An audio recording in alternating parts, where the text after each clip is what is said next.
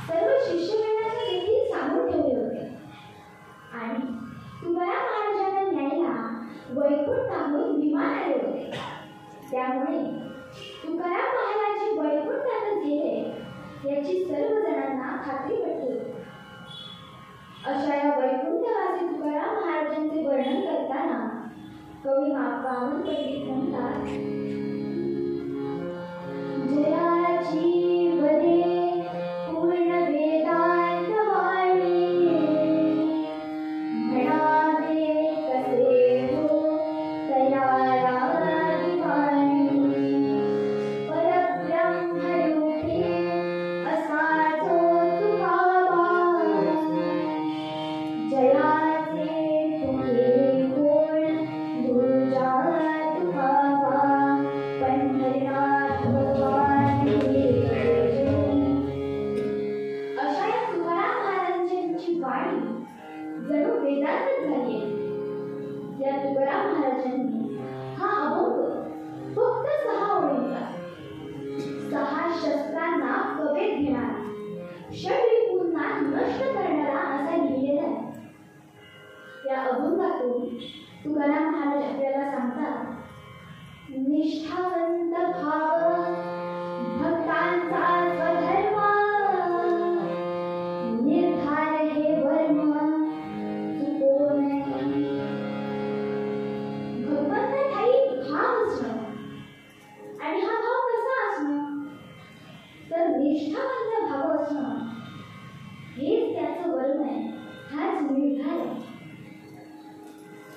निर्धार राखायचा, टिकवायचा.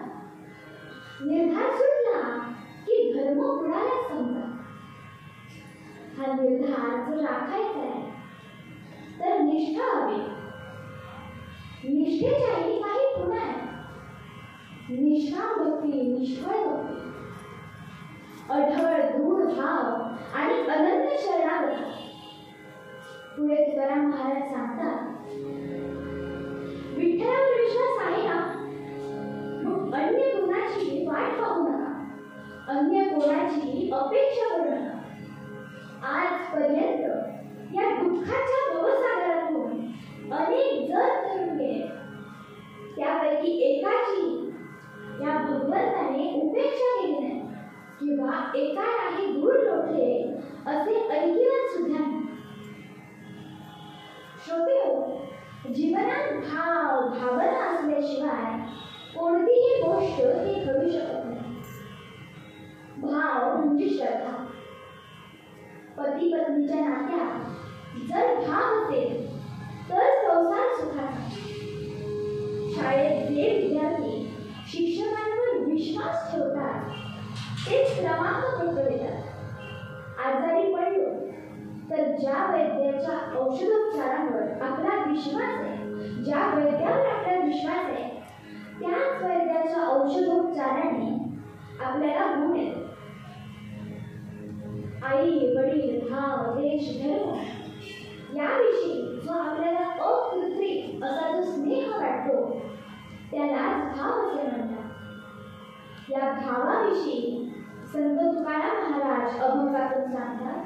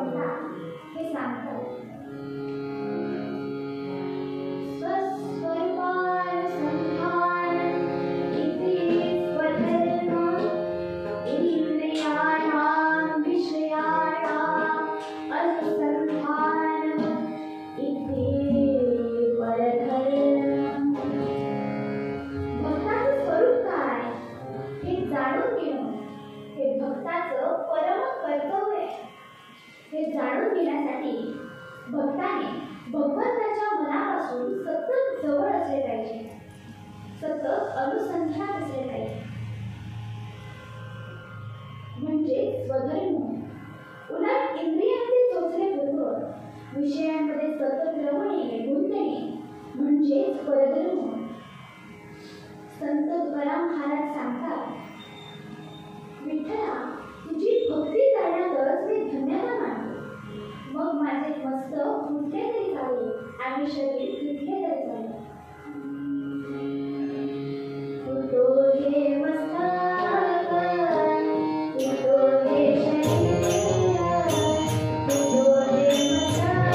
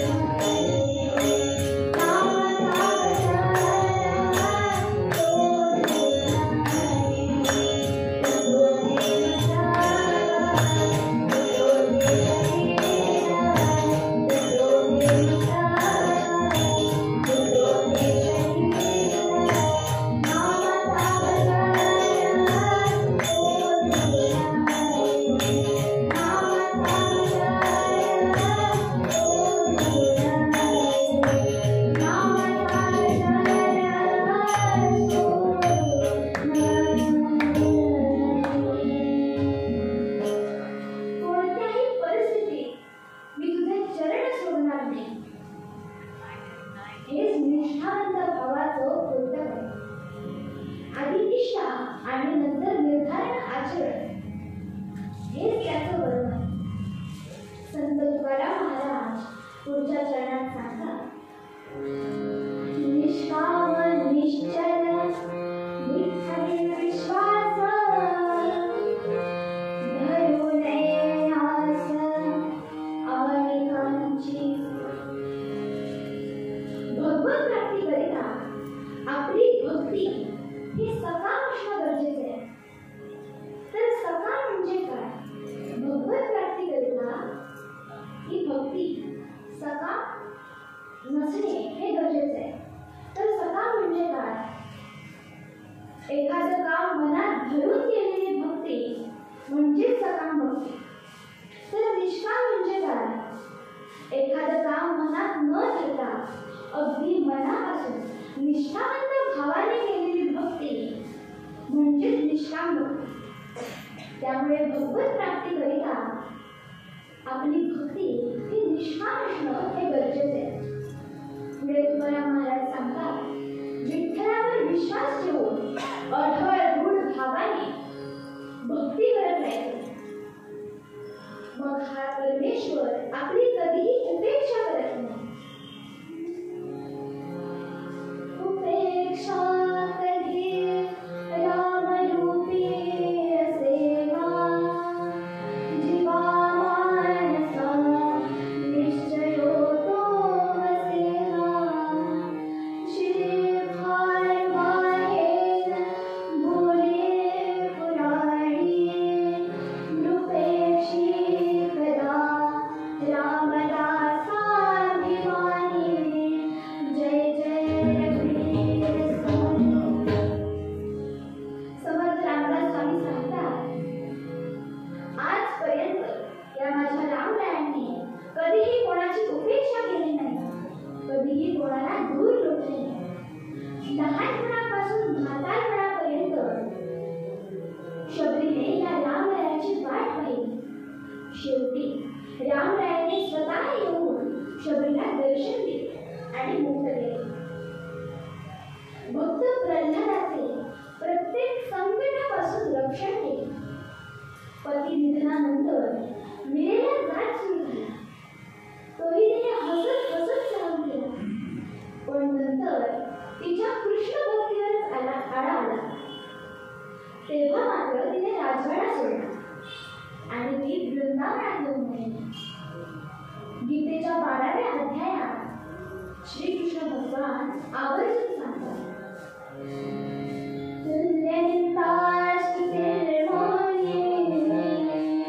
संतुष्टो येन केनचित् अनिकेतः स्थिरमतिः भक्तिमान्ये प्रियो नरः गोपाल कृष्ण भगवान की जय. निंदा स्तुती सुख दुःख हे सर्व जो समान मानतो, जे आहे त्यातच समाधान मानतो, तोच मला प्रिय होतो, असे भगवान श्री गोपाल कृष्ण सांगतात. पुढे तुकाराम महाराज सांगतात, या परमेश्वराच्या नामस्मरणाशिवाय एकही क्षण घालू नका. हे सोयरवणार आपल्या अभंगातून सांगतात,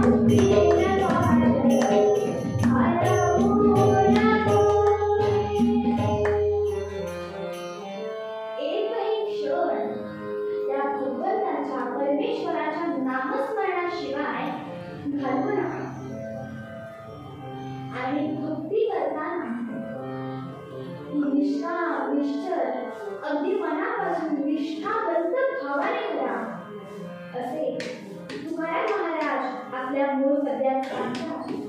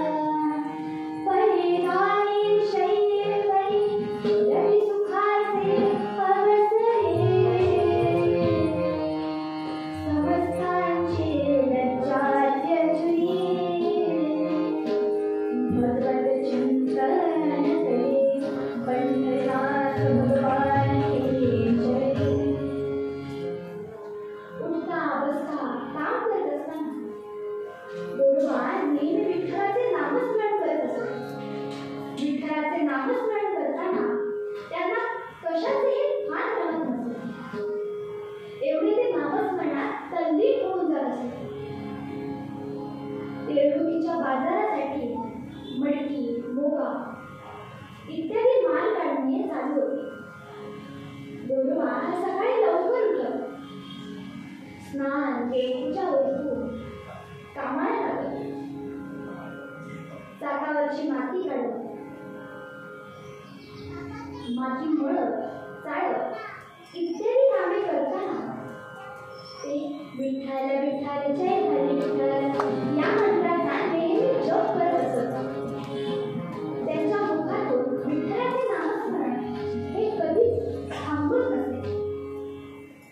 त्यांची पत्नी संतूबाई ही सकाळी लवकर उठून पाण्याचे रांजण घेत.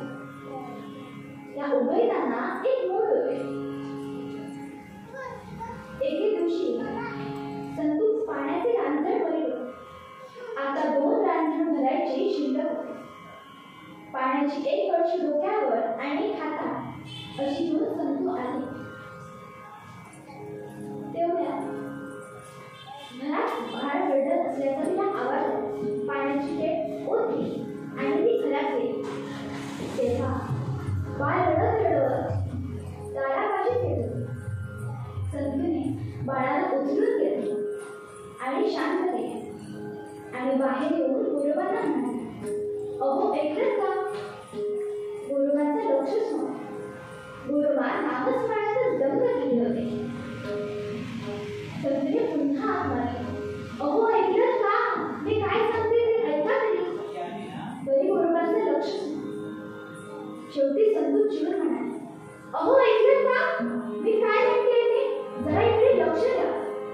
तेव्हा पुढे गोरोबा भानावर आले, अहो आपलं बाळ उठलंय, आज जागंय.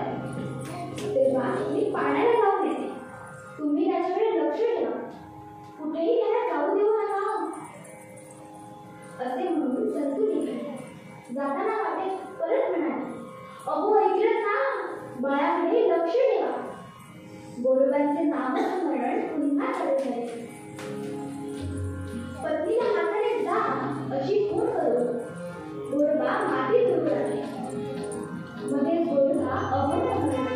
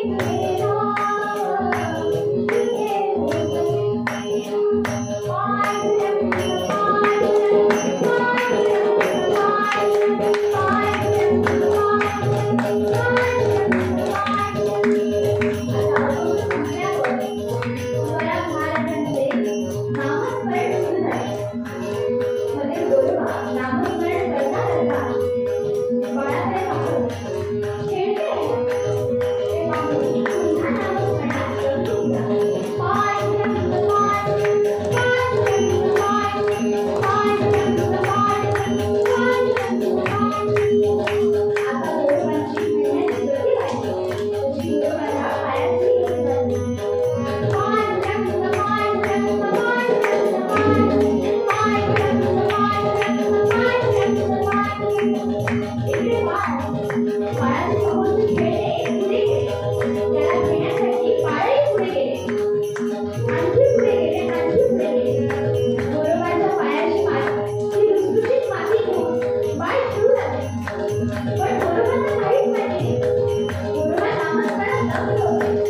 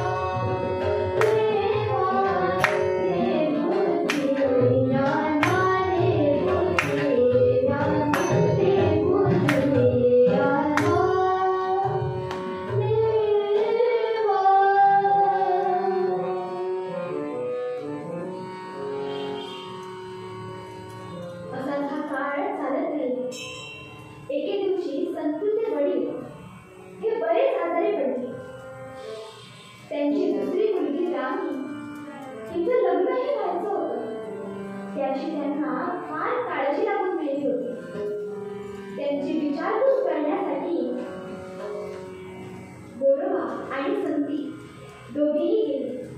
त्यांचे विचार बसले. संतीच्या वडिलांना आता थोडं बरं वाटलं. त्यांनी रामीच्या लग्नाचा विषय गोरोबांकडे मांडला. संतूलाही सांगितले, पण संतूच्या मनात काहीतरी वेगळाच विचार चालू होता. तो विचार तिने आपल्या वडिलांकडे मांडला. तेव्हा संतूचे वडील म्हणाले, काय? रामीचं गोरोबांशी लग्न? पण गोरोबा तयार होतील? तेव्हा संती म्हणाली, ते काहीतरी मी बघून घेईन, फक्त तुम्ही लग्नाला संमती द्या.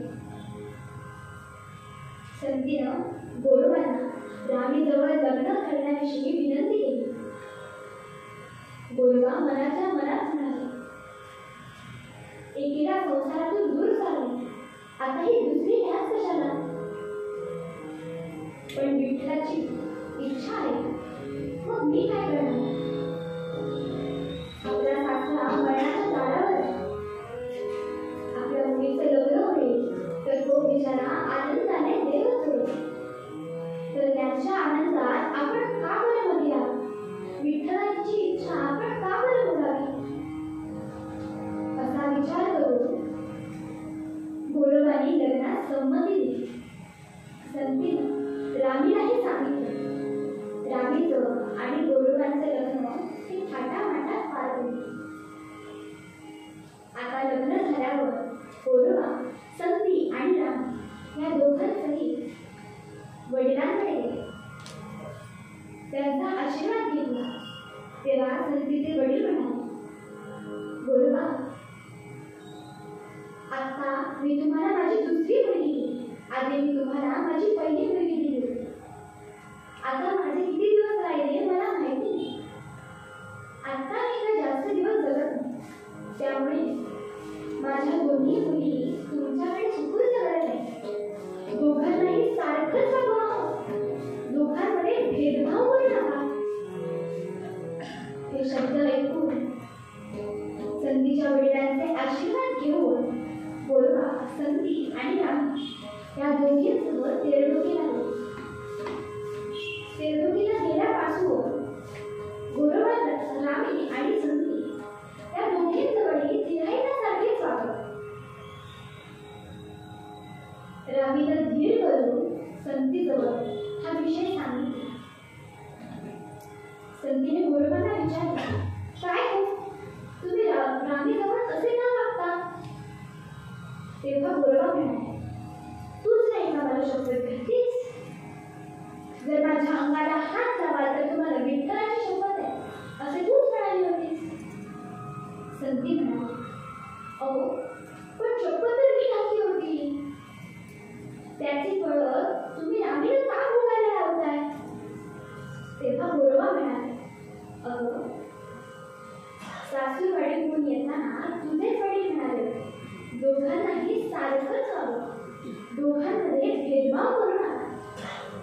त्यामुळे त्यांची शेवटची इच्छा मी पूर्ण करत आहे. या विठोबाच्या शक्तीनं माझा घात केला. संतूने विठ्ठलाला नाना प्रकारे शिव्या दिल्या. विठ्ठलाला नको नको त्या प्रकारे ती बोलली आणि पुढे निघून गेली. बर, आता संती आणि रामी या दोघींनी ठरवलं. रात्री गोरोबा झोपलेली वेळ पाहून त्या दोघी त्यांच्या दोन बाजूला जाऊन झोपल्या. गोरोबांचा हात एक एक हात आपल्या अंगावर घेऊन झोपून गेला. सकाळी गोरोबा उठले. त्यांनी आपले हात कुठे हे पाहिले. तेव्हा ते चमकलेच आणि धाडकन उठून उभे राहिले आणि म्हणाले, विठ्ठला, माय बाबा, मला माफ कर. मी चुकलो. मी तुझी शपथ मोडली. याच हाताने तुझी शपथ मोडली आहे ना? मग आता हे हातच मी काढून टाकले. बरोबर धावत धावत बाहेर गेले. त्यांच्या मागोमाग संती आणि रामी सुद्धा धावत गेले. गोरोबांनी आपले दोन्ही हात कोपरापासून कापून टाकले. गोरोबांच्या हातातून वाहणारे ते रक्त पाहून रामी बेशुद्धच पडला.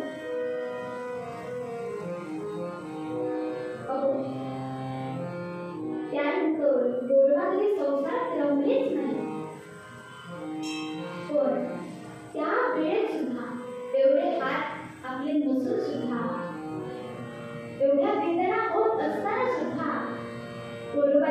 नामस्मरण हे चालूच होते. कोणत्याही वेळी ते नामस्मरणाला खंड पडू देत नसत. आपला भक्त एवढ्या वेदनेत असताना, एवढ्या मोठ्या संकटात असताना भगवंत शांत बसेल का? सुखात आनंदात राहील का? नाही ना. विठ्ठलही निघाले. विठ्ठलाने विठू कुंभाराचे रूप घेतले. रुक्मिणी कुंभारी झाली आणि गरुड गाढव झाले. ते तिथेही तिरभुगे देऊन पोचले.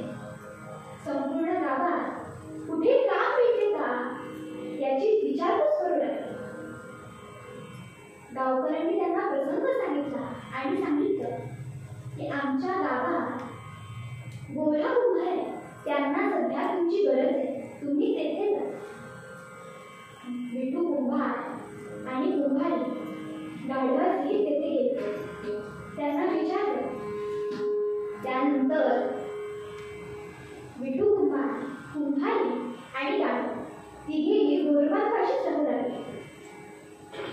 कुंभारी जेवण करत आणि विठू कुंभार मडकी करू लागले. विठ्ठलाला केलेली मडकी पटापट खपू लागली. आता आषाढी एकादशी जवळ यायला लागली.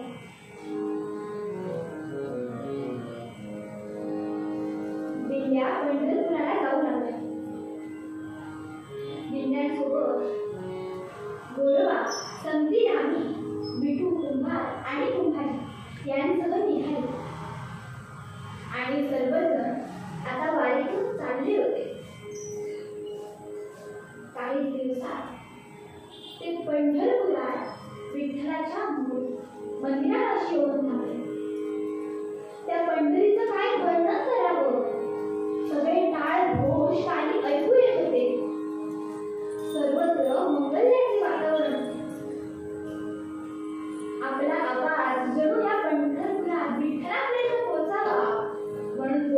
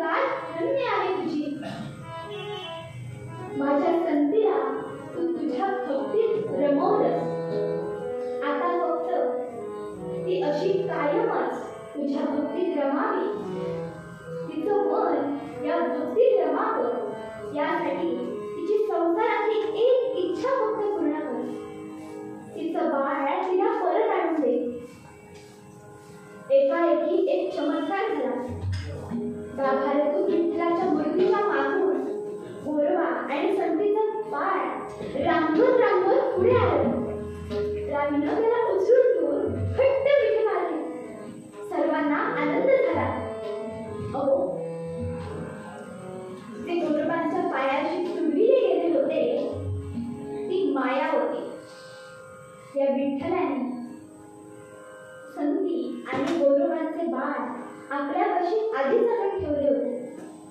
त्याला काहीही होऊ दिले नाही, त्याच्या केसालाही धक्का बसू दिला नाही. श्रोते हो, आपणही अशीच निष्ठावंत भावाने अगदी मनापासून जर भक्ती केली तर हा भगवंत आपली कधीच उपेक्षा करणार नाही, आपल्यालाही दूर ठेवणार नाही. श्रोते हो, या परमेश्वराच्या इच्छेशिवाय काहीच होऊ शकत नाही. तेव्हा त्या परमेश्वराने मला बुद्धी दिली, बोलण्याची शक्ती दिली आणि तुम्हा सर्वांनी मला येथे कीर्तन करण्याची संधी दिली. त्याबद्दल मी तुम्हा सर्वांचे आभार मानते. जे काही चुकलं असेल, जे काही तुम्हाला खटकलं असेल, भावलं असेल, ते काही माझे आहे. जे तुम्हाला आवडलं असेल, जे व्यवस्थित आहे, ते सर्व माझ्या गुरूंचे आहे. माझे दोन हात, हा म्हणजे हार्मोनियमवरील श्री अक्षय सातार्डेकर दादा आणि तो म्हणजे तबल्यावरील श्री सुधीर गोसावी सर आणि तालरक्ष वैभव मांजरेकर दादा, या तिघांचे मी आभार मानते. तुम्हा सर्व जणांनी माझे हे कीर्तन ऐकून घेतले त्याबद्दल मी